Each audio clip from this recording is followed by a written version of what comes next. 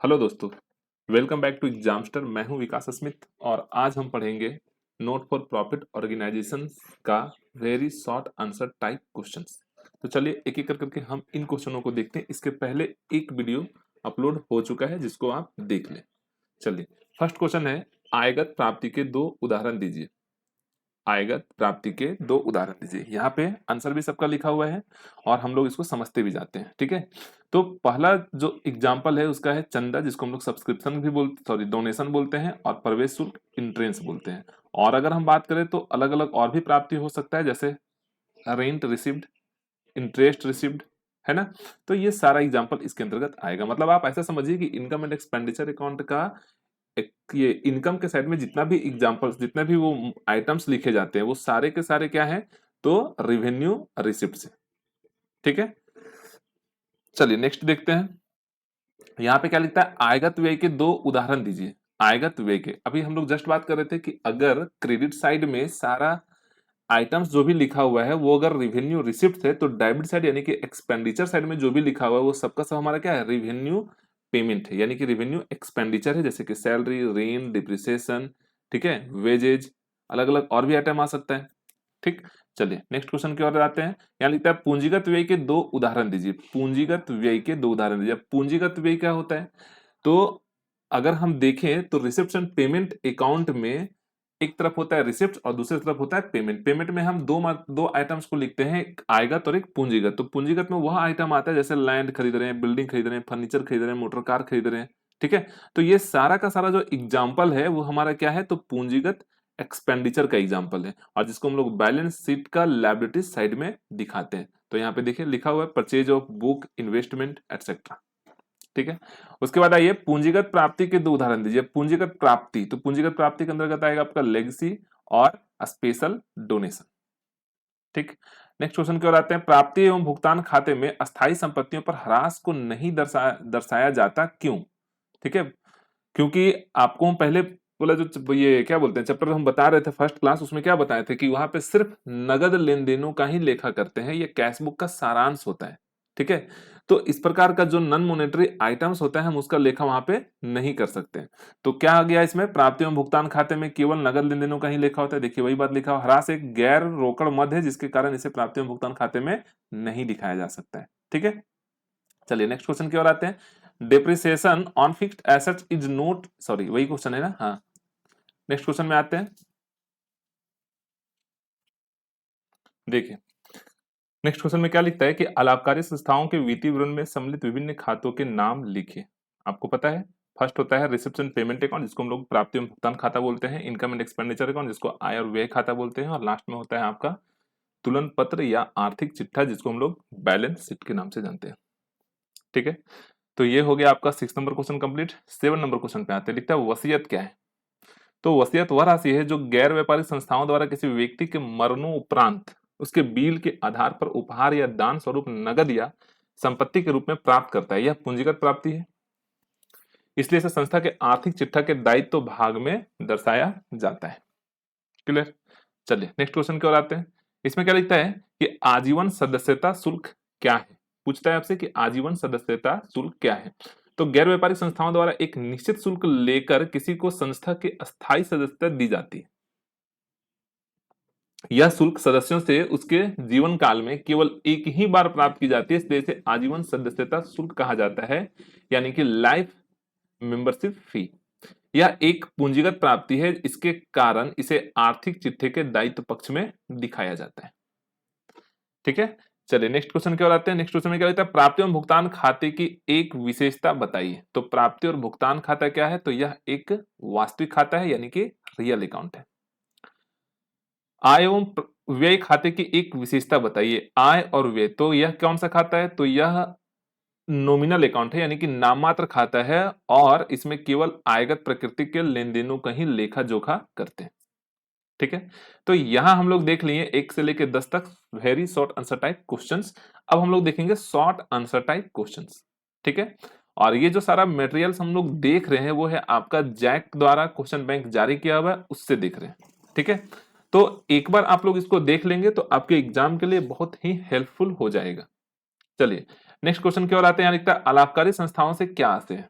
तो जैसा कि आपको पता है कि वैसे संस्थाएं जो धन कमाने के उद्देश्य से नहीं ये क्या बोलते हैं, अपने सदस्यों, अपने समाज, ठीक है, को सेवाएं प्रदान करने के उद्देश्य से स्थापित की जाती है, उसको हम लोग क्या बोलते हैं, अलाभकारी संस्था यानी कि नॉट फॉर प्रॉफिट ऑर्गेनाइजेशन। ठीक है। और इन संस्थाओं के मुख्य स्रोत सदस्यों से प्राप्त जो आय का जो मुख्य स्रोत होता है वो सदस्यों से प्राप्त चंदा, दान एवं सरकारी अनुदान होता है। ठीक है।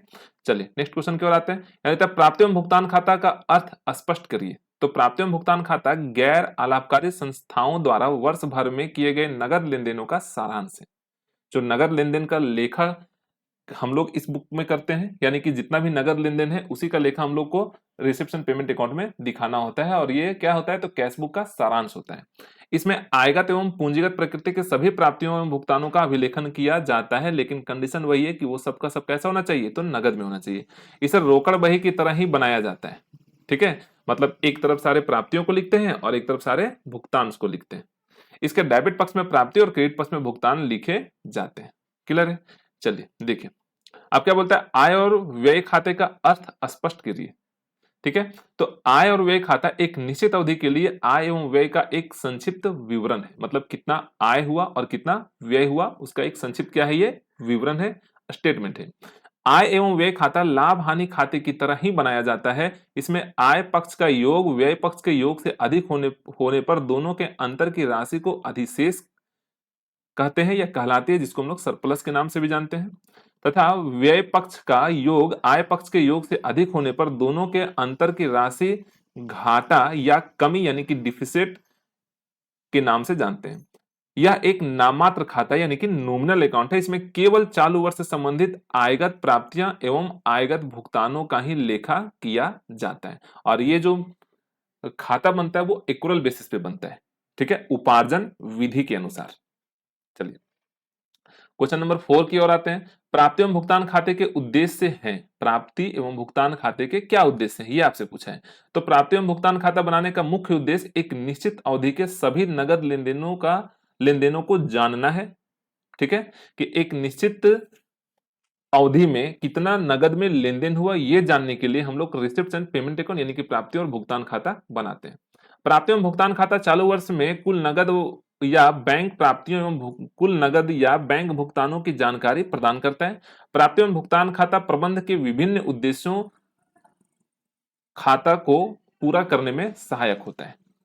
ठीक है, चलिए नेक्स्ट क्वेश्चन की ओर आते हैं।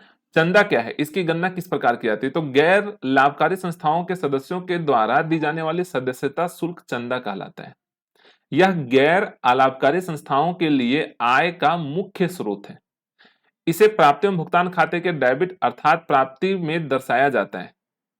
ठीक है, क्योंकि एक तरफ रिसिप्ट होता है दूसरी तरफ पेमेंट होता है। और आय व्यय खाते के क्रेडिट पक्ष में, क्योंकि हम लोग क्रेडिट पक्ष में इनकम को लिखते हैं और ये खाता कौन से खाते से संबंधित है, तो नॉमिनल अकाउंट से संबंधित है। ठीक है, चंदे की राशि की गणना निम्न रूप में विवरण पत्र बनाकर किया जा सकता है। सबसे पहले हम लोग क्या लिखते हैं, तो देखिए सबसे पहले subscription receipt during the year, उसमें से क्या करते हैं, आउटस्टैंडिंग सब्सक्रिप्शन जो हमारा क्लोजिंग का रहता है उसको जोड़ते हैं और ओपनिंग एडवांस को जोड़ते हैं और उसमें से आउटस्टैंडिंग बिगिनिंग वाले को लेस करते हैं और एडवांस क्लोजिंग वाले को लेस करते हैं और जो फाइनली प्लस माइनस होकर आता है उसको हम लोग इनकम एंड एक्सपेंडिचर अकाउंट का क्रेडिट साइड में दिखाते हैं।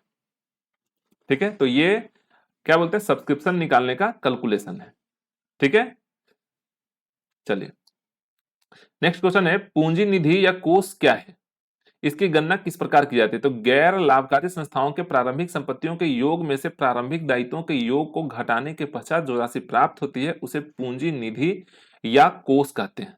इसकी गणना प्रारंभिक आर्थिक चिट्ठा बनाकर अथवा विवरण पत्र बनाकर की जाती है। गैर व्यापारिक संस्थाओं के आय व्यय खाते से प्राप्त अधिक या अधिशेष को पूंजी निधि में जोड़ा जाता है एवं कमी को पूंजी निधि या कोष में घटाया जाता है। जैसे कि हम लोग को पता है ना कि बैलेंस शीट यहाँ पे दो प्रकार से बनता है, एक ओपनिंग और एक क्लोजिंग।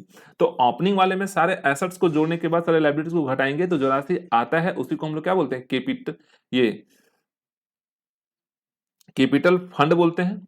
ठीक है, और कैपिटल फंड में जो इनकम एंड एक्सपेंडिचर से जो सरप्लस या डिफिसिट आता है उसको हम लोग क्या करते हैं, जोड़ते हैं और घटाते हैं और उसको कहां दिखाते हैं, क्लोजिंग बैलेंस शीट में। अगर सरप्लस है तो हम लोग कैपिटल फंड में जोड़ देते हैं और डिफिसिट है तो उसको हम लोग क्या करते हैं, माइनस कर देते हैं। ठीक है, चलिए नेक्स्ट क्वेश्चन की ओर आते हैं। देखिए, कोष आधारित लेखांकन क्या है? तो कोष आधारित लेखांकन में विशिष्ट व्ययों के लिए अलग अलग कोष बनाया जाता है एवं उसके लिए अलग से पुस्तकें रखी जाती है। प्रत्येक कोष से संबंधित आय को उसी कोष में जोड़ा जाता है तथा व्यय को उसी कोष से घटाया जाता है। जब संबंधित कोष में व्यय से आय अधिक हो तो उसे आर्थिक चिट्ठे के दायित्व पक्ष में दिखाया जाता है, जबकि यदि आय से व्यय अधिक हो तो उसे आय व्यय खाते के खर्च यानी कि व्यय पक्ष में दिखाया जाता है।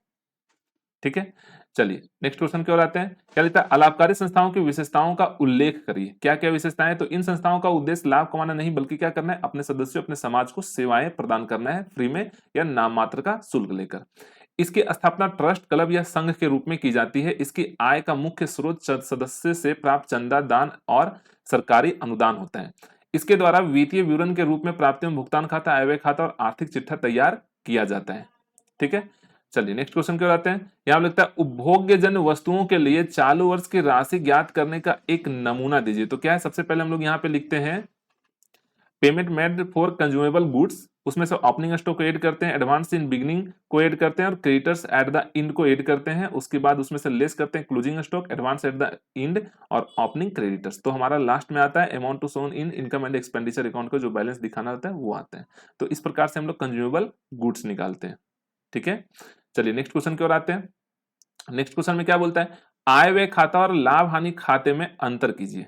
ठीक है, तो आय व्यय खाता जो होता है वो गैर लाभकारी संस्थाओं के द्वारा यानी कि not for profit organisation NPO के द्वारा बनाया जाता है और ये लाभकारी संस्थाओं के द्वारा तैयार किया जाता है। कौन सा? तो प्रॉफिट एंड लॉस अकाउंट। ठीक है, इसका उद्देश्य क्या होता है? इसका उद्देश्य निश्चित अवधि के लिए सरप्लस या डिफिसिट ज्ञात करना होता है, इसका नेट प्रॉफिट या नेट लॉस ज्ञात करना होता है। ठीक है, इस खाते का क्रेडिट शेष को व्यय पर आय की अधिकता तथा डेबिट शेष को व्यय पर आय की अधिकता कहा जाता है और इसके क्रेडिट शेष को शुद्ध लाभ और शुद्ध हानि कहा जाता है। ठीक है, चलिए यहां हम लोग देख लिए शॉर्ट आंसर टाइप क्वेश्चन भी खत्म। अब यहां से स्टार्ट होता है लॉन्ग आंसर टाइप क्वेश्चन। ठीक है, तो चलिए इसको देखते हैं। देखिए क्या लिखता है? प्राप्ति एवं भुगतान खाते से आय व्यय खाता कैसे तैयार किया जाता है। ठीक है, तो देखिए कैसे तैयार करते हैं। पहला स्टेप में है आयगत प्राप्ति, जैसे चंदा, किराया, ब्याज इत्यादि, इन्हें आय व्यय खाते के क्रेडिट पक्ष में दिखाया जाता है। इन्हें निम्न प्रकार समायोजित किया जाता है। पहला, प्रारंभिक अग्रिम को संबंधित आय में से जोड़ देते हैं, यानी कि एडवांस की बात कर रहे हैं। चालू वर्ष में गत वर्ष की प्राप्ति आय को संबंधित आय से घटा देते हैं। चालू वर्ष के अर्जित एवं बकाया आय को संबंधित आय में जोड़ देते हैं और चालू वर्ष से पिछले वर्ष की आय प्राप्त आय को संबंधित आय से घटा देते हैं। स्टेप नंबर 2 में क्या है? आयगत व्यय, जैसे वेतन, किराया आदि को आय व्यय खाते के डेबिट पक्ष में दिखाया जाता है। इन्हें निम्न प्रकार से संयोजित किया जाता है। पहला, अंतिम अदत्त व्यय को संबंधित व्यय की राशि में से जोड़ देते हैं। प्रारंभिक अदत्त व्यय को संबंधित व्यय की राशि में से घटा देते हैं। प्रारंभिक पूर्व अदत्त व्यय को संबंधित व्यय की राशि में से जोड़ देते हैं और अंतिम पूर्वदत्त व्यय को संबंधित व्यय की राशि में से घटा देते हैं। मतलब जो हम लोग पिछला बार एडजस्टमेंट पढ़े थे ना, जैसे जो अगर हम बना रहे हैं रिसिप्शन पेमेंट अकाउंट, ठीक है, तो रिसिप्शन पेमेंट अकाउंट में क्या होता है कि वहां पे सिर्फ हम लोग कैश का जो ट्रांजैक्शन होता है उसी को दिखाते हैं, लेकिन कुछ एडजस्टमेंट होता है जिसको हम वहां लेखा नहीं कर सकते। तो उन एडजस्टमेंट को एडजस्ट करने के बाद, ठीक है, किस आइटम में? तो रेवेन्यू प्राप्ति और रेवेन्यू भुगतान वाले आइटम में से एडजस्ट करने के बाद हम लोग कहां लिखते हैं? तो इनकम एंड एक्सपेंडिचर अकाउंट में लिखते हैं। तो इस प्रकार से जो एडजस्ट करके लिखा करते हैं उसी से हमारा क्या बन जाता है? Income and expenditure account. ठीक है, स्टेप 3 में क्या लिखता है? गैर रोकड़ मदे, अतिरिक्त दी गई जानकारी से गैर रोकड़ मदे जैसे ह्रास, डूबत ऋण, ठीक है, यानी कि डिप्रिसिएशन, बैड डेब्ट्स, प्रोविजन इत्यादि ज्ञात करके इसे आय व्यय खाता के डेबिट भाग में दिखाते हैं। क्योंकि आपको पता है कि इनकम एंड एक्सपेंडिचर अकाउंट जो होता है वो कौन सा खाता होता है? नॉमिनल अकाउंट होता है। नॉमिनल अकाउंट का रूल क्या होता है कि सारे खर्चों को, हानियों को डेबिट में लिखाइए और सारे इनकम को और प्राप्तियों को किधर लिखे? तो क्रेडिट में लिखिए। तो ठीक है, तो ये सब हमारा कहीं ना कहीं क्या है? खर्च है, लॉस है, तो सबको हम लोग कहां लिखेंगे? डेबिट में लिखेंगे। स्टेप 4 में क्या लिखता है? प्रयुक्त सामग्री की लागत ज्ञात करने के लिए आय ये व्यय खाता के डेबिट भाग में दिखाया जाता है। ठीक है, अधिक या कमी सभी मदों को दर्शाने के बाद अंत में आय व्यय खाते के क्रेडिट पक्ष तथा डेबिट पक्ष का अंतर ज्ञात किया जाता है। यदि आय व्यय के क्रेडिट पक्ष तथा क्रेडिट पक्ष का योग डेबिट पक्ष के योग से अधिक है तो व्यय पर आय की अधिकता या अधिकोष कहा जाता है। इसके विपरीत यदि आय से व्यय अधिक है तो अंतर की राशि को आय पर व्यय की अधिकता या अधिक या कमी कहा जाता है। मतलब सीधा सा बात आप ऐसे समझ सकते हैं कि अगर क्रेडिट साइड ज्यादा है, अगर हम क्रेडिट साइड वाले आइटम को जोड़ के डेबिट में ला रहे हैं और डेबिट में अगर बैलेंस आ रहा है तो वो हमारा सरप्लस कहलाएगा, और अगर डेबिट वाला बैलेंस ज्यादा है और क्रेडिट में हम उसको दिखा रहे हैं तो वो हमारा डिफिसिट कहलाएगा। ठीक है, चलिए, और अंतिम स्टेप इसमें है कि अंतिम शेष में अधिशेष यानी कि को पूंजी कोष में जोड़ा जाता है और कमी डिफिसिट को पूंजी कोष में घटाया। जैसे कि हम लोग अभी बैलेंस शीट बनाने की बात कर रहे थे, दो प्रकार का बनता है, एक ओपनिंग और एक क्लोजिंग। तो ओपनिंग बैलेंस शीट में क्या निकलता है, कैपिटल फंड, और यहाँ इनकम एंड एक्सपेंडिचर से जो सरप्लस या डिफिसिट आएगा, अगर सरप्लस आएगा तो उसको जोड़ के हम लोग क्लोजिंग बैलेंस शीट में दिखाएंगे कैपिटल फंड के साथ, और अगर माइनस मतलब डिफिसिट आता है तो उसको माइनस करके दिखाते हैं। तो इस प्रकार से हमारा बन जाता है प्राप्ति एवं भुगतान खाता। ठीक है, चलिए नेक्स्ट क्वेश्चन की ओर आते हैं। यहां पे क्या लिखता है कि प्राप्ति एवं भुगतान खाता था आय व्यय खाते में अंतर स्पष्ट कीजिए। ठीक है, तो देखिए प्राप्ति एवं भुगतान खाता, इसका उद्देश्य अंतिम रोकड़ ज्ञात करना है। ठीक है, क्या ज्ञात करना है, इसका उद्देश्य अंतिम रोकड़ ज्ञात करना है और इसका उद्देश्य संस्था की गतिविधियों के आर्थिक परिणाम ज्ञात करना है। यह रोकड़ बही के समान होता है और यह लाभ हानि खाते के समान होता है। ठीक है, उसके बाद क्या बोलता है, प्राप्ति की प्रकृति, इसमें सभी प्रकार की आयगत एवं पूंजीगत प्रकृति की प्राप्तियों को दिखाया जाता है और इसमें केवल आयगत प्रकृति के प्राप्तियों को ही दिखाया जाता है। ठीक है, भुगतानों की प्रकृति, इसमें इसमें सभी प्रकार के आयगत एवं पूंजीगत प्रकृति के भुगतानों को दिखाया जाता है, इसमें केवल आयगत प्रकृति के भुगतानों को ही दिखाया जाता है। इसमें समायोजन का लेखा नहीं किया जाता, किसमें, तो रिसेप्शन पेमेंट अकाउंट में, और इसमें समायोजन का लेखा किया जाता है। इसमें नाम पक्ष से प्राप्तियों एवं जमा पक्ष से भुगतानों को दिखाया जाता है, इसमें नाम पक्ष में व्यय एवं जमा पक्ष में आय को दिखाया जाता है। ठीक है, यानी नाम और जमा का मतलब वही डेबिट और क्रेडिट। ठीक है, प्राप्तियों की अवधि, सभी प्राप्तियां चाहे किसी भी अवधि के हो दिखाए जाते हैं अगर इस साल प्राप्त होते हैं तो, और इसमें केवल चालू वर्ष से संबंधित आयगत प्राप्तियों को ही दिखाया जाता है। भुगतान के साथ भी वही कंडीशन है, सभी भुगतान चाहे किसी भी अवधि के हो दिखाए जाते हैं और इसमें केवल चालू वर्ष से संबंधित आयगत भुगतानों को ही दिखाया जाता है। इस खाते में ह्रास अप्राप्य ऋण आदि का लेखा नहीं किया जाता और इसमें ह्रास अप्राप्य ऋण आदि का लेखा किया जाता है। दोनों पक्षों का अंतर, इस खाते के अंत में रोकड़ शेष निकाला जाता है, इस रोकड़ शेष को अगले लेखांकन वर्ष में ले जाया जाता है और इस खाते के अंत में व्यय पर आय की अधिकता या आय पर व्यय की अधिकता निकाली जाती है। आय की अधिकता को पूंजी कोष में जोड़ते हैं और व्यय की अधिकता को पूंजी कोष में घटाते हैं। ठीक है, चलिए ये सब इंग्लिश में भी दिया हुआ है, आप लोग खुद भी देख सकते हैं। अब थर्ड नंबर क्वेश्चन में क्या लिखता है, कथन स्पष्ट करिए, प्राप्ति एवं भुगतान खाता रोकड़ बही का सारांश है। ठीक है, क्या बोलता है कि प्राप्ति एवं भुगतान खाता जो है वो रोकड़ बही का सारांश है, इस कथन को क्या करना है, स्पष्ट करना है। तो प्राप्ति एवं भुगतान खाता रोकड़ बही की तरह ही बनाया जाता है। इस खाते के सभी प्राप्ति एवं भुगतानों को लिखा जाता है। गैर व्यापारिक संस्थाओं द्वारा सभी नगद लेन देनों का लेखा रोकड़ बही की सहायता से ही प्राप्ति एवं भुगतान खाते में लिखा जाता है। यह एक वास्तविक खाता है। इसके डेबिट पक्ष में आयगत एवं पूंजीगत दोनों मदों की प्राप्तियों को लिखा जाता है। इसके क्रेडिट पक्ष में सभी आयगत एवं पूंजीगत मदों के भुगतानों को लिखा जाता है। इसमें चालू वर्ष, गत वर्ष या आगामी वर्ष से संबंधित सभी प्राप्तियों एवं भुगतानों को लिखा जाता है। तो ये जितने भी बातें हैं, अगर आप एक बार पढ़े हैं या फिर अभी पीछे से रिवीजन करते आ रहे हैं तो आपको ये सारी बातें क्लियर ही होगा।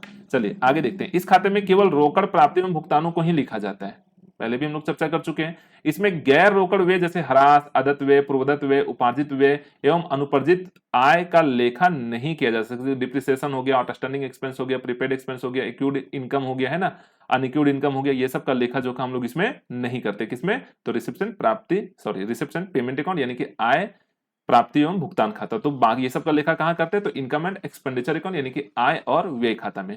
इस रोकड़ बही की तरह इसे रोकड़ बही की तरह तिथिवार बनाया जाता है। इस खाते का प्रारंभ रोकड़ के प्रारंभिक शेष से तथा अंत रोकड़ के अंतिम शेष से होता है। इस खाते से लाभ प्राप्ति का पता नहीं चलता, ठीक है, कि क्या आपको प्रॉफिट हो रहा है या क्या लॉस हो रहा है, क्योंकि बहुत सारा आइटम्स इसमें हम लोग लिखते नहीं है, छूटा हुआ रहता है। इसकी सहायता से आय व्यय खाता एवं आर्थिक चिट्ठा बनाया जाता है। ठीक है, इसका क्या इंपॉर्टेंट है, तो इसकी सहायता से हम लोग इनकम एंड एक्सपेंडिचर अकाउंट और बैलेंस शीट बनाते हैं। प्राप्ति एवं भुगतान खाता द्वारा एक निश्चित तिथि को गैर व्यापारिक संस्था की रोकड़ की स्थिति, बैंक शेष एवं बैंक अधिविकर्ष की जानकारी प्राप्त होती है। इसकी सहायता से संस्था के रोकड़ पर नियंत्रण किया जा सकता है। ठीक है, तो इतना पढ़ने के बाद आपसे ये उम्मीद किया जा सकता है कि आपको ये कथन स्पष्ट हो गया होगा। ठीक है, चलिए क्वेश्चन नंबर 4 की ओर आते हैं। अलाभकारी संस्थाओं को आय और व्यय खाता, अलाभकारी संस्थाओं को आय और व्यय खाता व्यापारिक प्रतिष्ठानों के लाभ हानि खाते के समान है कथन की विवेचना कीजिए। ठीक है, मतलब दो प्रकार की संस्था है, एक लाभकारी संस्था और एक अलाभकारी संस्था। हम अभी किसके बारे में पढ़ रहे हैं? अलाभकारी संस्था के बारे में। तो बोल रहा है कि अलाभकारी संस्था का जो इनकम एंड एक्सपेंडिचर अकाउंट है वो लाभकारी संस्था के प्रॉफिट एंड लॉस अकाउंट के समान होता है। इस पे हमको क्या करना है? विवेचना करना है। तो देखिए, अलाभकारी संस्थाएं वे संस्थाएं हैं जो लाभ के उद्देश्य से स्थापित नहीं की जाती, परंतु वर्ष के अंत में वह भी यह जानना चाहती है कि उसे लाभ हुआ या हानि। ठीक है, इसके लिए ऐसी संस्थाओं द्वारा आय और व्यय खाता बनाया जाता है जो कि व्यापारिक प्रतिष्ठानों के लाभ हानि खाते के समान होता है। इन दोनों प्रकार के खातों में समानताएं होती है जिन्हें निम्न प्रकार व्यक्त किया जा सकता है। पहला है, जिस प्रकार लाभ हानि खाते के डेबिट पक्ष में व्यापार के सभी आयगत खर्चों एवं क्रेडिट पक्ष में व्यापार के सभी आयगत व्ययों को दिखाया जाता है, उसी प्रकार आय और व्यय यानी कि इनकम एंड एक्सपेंडिचर अकाउंट के डेबिट पक्ष में आयगत व्यय और क्रेडिट पक्ष में आयगत आय को दिखाया जाता है। ठीक है, यानी कि रेवेन्यू एक्सपेंडिचर और रेवेन्यू इनकम को। आइए सेकंड में देखते हैं, आय व्यय खाता एवं लाभ हानि खाते दोनों में ही ह्रास पूर्वदत्त व्यय, अदत्त व्यय, उपार्जित आय एवं अनुपार्जित आय को समायोजित किया जाता है। यह आपका पीएल अकाउंट में भी करते हैं और हम लोग इनकम एंड एक्सपेंडिचर अकाउंट में भी करते हैं। तीसरा क्या बोलता है? आय व्यय खाते एवं लाभ हानि खाते दोनों ही नाम मात्र के नियम पर बनाए जाते हैं, यानी कि दोनों का दोनों जो बनता है वो किस रूल पे से बनता है? तो नॉमिनल अकाउंटिंग के रूल पे बनता है। ठीक है, अर्थात खर्च एवं नुकसान को डेबिट एवं आय और व्यय को क्रेडिट किया जाता है। आपको पता है कि नॉमिनल का रूल क्या है? तो debit all expense and losses and credit all income and gain. आय व्यय खाते एवं लाभ हानि खाते दोनों खातों में पूंजीगत व्यय एवं पूंजीगत आय अर्थात संपत्ति एवं दायित्वों का लेखा नहीं किया जाता। ठीक है, और अंतिम पॉइंट है, लाभ हानि खाते के क्रेडिट का योग अधिक होने पर शुद्ध लाभ या डेबिट का योग अधिक होने पर शुद्ध हानि यानी कि नेट प्रॉफिट और नेट लॉस ज्ञात होता है। उसी प्रकार से आय व्यय खाते में भी क्रेडिट का योग अधिक होने पर अधिक एवं डेबिट का योग अधिक होने पर कमी यानी कि सरप्लस और डिफिसिट ज्ञात होता है। ठीक है, तो ये भी आपका क्लियर हो गया होगा। हाँ, अगर आप लोगों को डॉट हो रहा है, समझ में नहीं आ रहा है, तो आप मुझे कमेंट के माध्यम से या फिर मेरा स्क्रीन पे इंस्टा का आईडी दिख रहा है, आप वहां भी मुझे मैसेज करके पूछ सकते हैं। चलिए नेक्स्ट क्वेश्चन की ओर आते हैं। क्वेश्चन नंबर है हमारा 5। क्या बोलता है? अलाभकारी संस्थाओं के वित्तीय विवरण में कौन कौन से खाते तैयार किए जाते हैं, संक्षेप में वर्णन करें। हम लोग पीछे से पढ़ते आ रहे हैं, थोड़ा थोड़ा तो सबको ओवरव्यू पता है कि कौन कौन से खाते बनते हैं। तो देखिए, रिसिप्शन पेमेंट अकाउंट यानी कि प्राप्ति एवं भुगतान खाता, इनकम एंड एक्सपेंडिचर अकाउंट यानी कि इन ये आय एवं व्यय खाता और आर्थिक चिट्ठा। देखते हैं, देखिए, अलाभकारी संस्थाओं द्वारा वित्तीय वर्ष के अंत में अपने सदस्यों हित धारकों समाज एवं सरकार को वित्तीय सूचनाएं उपलब्ध कराने हेतु वित्तीय विवरण तैयार किया जाता है। वित्तीय विवरण में संस्था की आर्थिक स्थिति का पता चलता है। अलाभकारी संस्थाओं द्वारा बनाए गए वित्तीय विवरण में निम्न विवरण तैयार किए जाते हैं। पहला कौन सा? तो रिसिप्शन पेमेंट अकाउंट, दूसरा होता है इनकम एंड एक्सपेंडिचर अकाउंट और तीसरा होता है आपका आर्थिक चिट्ठा यानी कि बैलेंस शीट। प्राप्ति एवं भुगतान खाता, यह खाता रोकड़ बही की तरह बनाया जाता है। पहले भी हम लोग पढ़ चुके हैं, अभी तो पिछले क्वेश्चन में यही सब देख रहे थे। इस खाते से संस्था की नगद की स्थिति का पता चलता है। इस खाते का प्रारंभ नगद की प्रारंभिक शेष एवं अंत नगद के अंतिम शेष से को दर्शाता है। इस खाते के डेबिट पक्ष में आयगत एवं पूंजीगत सभी आय एवं व्यय को दिखाया जाता है। जो नगद में प्राप्त हुए हो या नगद भुगतान हुए हो, इस खाते की सहायता से आय और व्यय खाता तैयार किया जाता है। ठीक है, अब देखिए, आय और व्यय खाता, यह खाता संस्था के लाभ हानि ज्ञात करने के लिए बनाया जाता है। यह नाम मात्र का खाता होता है यानी कि नॉमिनल अकाउंट होता है। इसके डेबिट पक्ष में केवल आयगत व्ययों जो भुगतान हुआ हो या नहीं का लेखा किया जाता है, जबकि इस खाते के क्रेडिट भाग में केवल आयगत आयों को दिखाया जाता है, चाहे भुगतान प्राप्त हुआ हो या नहीं। इस खाते का क्रेडिट शेष अधिक को डेबिट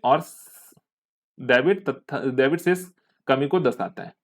अधिक और वही मतलब पहले भी तो देखा ही है कि अगर डेबिट शेष आता है तो हमारा क्या होगा? अगर क्रेडिट वाला बैलेंस डेबिट में ज्यादा दिख रहा है तो सरप्लस, और अगर डेबिट वाला बैलेंस क्रेडिट में ज्यादा दिख रहा है तो डिफिसिट। ठीक है, और लास्टली बनता है हमारा क्या? आर्थिक चिट्ठा। आर्थिक चिट्ठा से गैर व्यापारिक संस्था की आर्थिक स्थिति का पता चलता है। इसमें संपत्तियों को दाएं पक्ष में तथा दायित्वों को बाएं पक्ष में दिखाया जाता है यानी कि लेफ्ट और राइट। ठीक है, इसमें पूंजी के स्थान पर पूंजी निधि कोष का प्रयोग किया जाता है। आय व्यय खाते से प्राप्त अधिक को पूंजी निधि या कोष में जोड़ा जाता है तथा कमी को पूंजी निधि या कोष में घटाया जाता है। ये सब चर्चा हम लोग पिछले क्वेश्चन में भी किए हुए हैं, ठीक है। तो मुझे नहीं लग रहा होगा कि आप लोग को इसमें ज्यादा प्रॉब्लम हो रहा होगा। चलिए नेक्स्ट क्वेश्चन की ओर आते हैं। 5 के बाद क्वेश्चन नंबर 6 देखिए, दान क्या है, इसके विभिन्न प्रकार का वर्णन करें। तो गैर व्यापारिक संस्था को उपहार स्वरूप प्राप्त राशि को दान कहते हैं। जो उपहार स्वरूप जो एनपीओ को जो राशि प्राप्त होता है उसी को हम लोग क्या बोलते हैं, दान बोलते हैं। दान किसी विशेष उद्देश्य के लिए प्राप्त हो तो उसे विशेष दान तथा सामान्य उपयोग के लिए दान मिले तो उसे सामान्य दान कहते हैं। दान गैर व्यापारिक संस्था के आय का प्रमुख स्रोत होता है, ठीक है। अब दान के प्रकार देखते हैं। उद्देश्य के आधार पर दान दो प्रकार के होते हैं, एक होता है विशेष दान स्पेसिफिक डोनेशन या स्पेशल डोनेशन, और एक होता है आपका जनरल डोनेशन यानी कि सामान्य दान। विशेष दान, यदि दान किसी विशेष उद्देश्य के लिए प्राप्त होता है तो वह विशेष दान कहलाता है। यह विशेष उद्देश्य पुस्तकालय का निर्माण, भवन का निर्माण आदि के लिए हो सकता है। इस प्रकार के दान को आर्थिक चिट्ठे के दायित्व पक्ष में दिखाया जाता है। इस दान की राशि का प्रयोग उसी उद्देश्य के लिए होता है जिसके लिए दान प्राप्त होता है। जैसे आपको बिल्डिंग बनाने के लिए दान मिला, तो यहाँ पे पर्पस क्लियर है कि आपको उस दान से क्या बनाना है, बिल्डिंग बनाना है, तो आप उस दान का उपयोग बिल्डिंग बनाने में ही करेंगे, ठीक है। आइए नेक्स्ट पे देखते हैं, सामान्य दान क्या है। इस प्रकार के दान का उपयोग संस्था के सामान्य उद्देश्यों को प्राप्ति के लिए किया जाता है। इन्हें आयगत आय माना जाता है तथा यदि राशि कम हो तो इसे आय व्यय खाते के डेबिट पक्ष में तथा यदि राशि अधिक हो तो इसे आर्थिक चिट्ठे के दायित्व पक्ष में दिखाया जाता है। और विशेष दान यानी कि जो स्पेशल दान होता है इसको भी हम लोग बैलेंस शीट का लायबिलिटी पक्ष में दिखाते हैं, ठीक है।